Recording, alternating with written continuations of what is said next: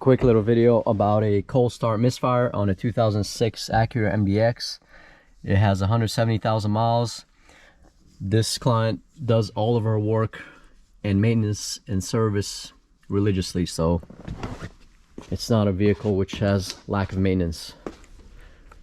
And the coolant service has been done by the interval. So cold start misfire, generally speaking, 9 out of 10 times on these cars the valve adjustment goes out of spec, and once you do the valve adjustment, the cold start misfire goes away. And of course, this is on port injection V6s, the J series engines. So we have a cylinder misfire on one cylinder, which is number 6, which is the front bank, the one towards the radiator. And what we've done here is we've put a camera inside, the borescope camera.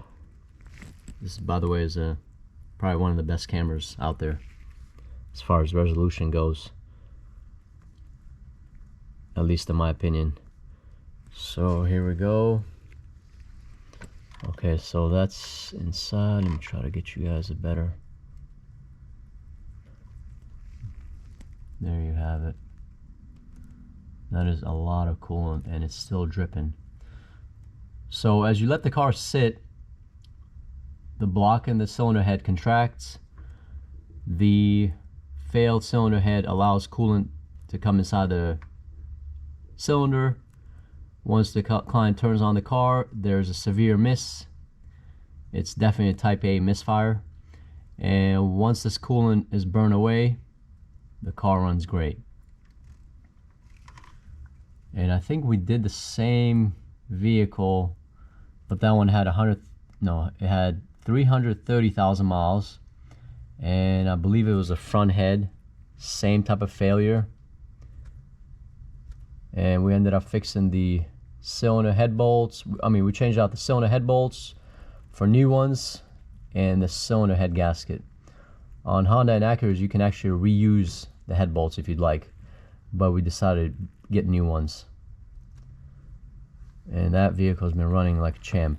So we're probably going to do the same thing here. This client loves her vehicle. Hey, Andy. And she'll probably get this resolved by having us do the job. That is a good amount of coolant in there. Oh yeah, by the way, you have to apply pressure to the coolant system, so it actually pushes the coolant past the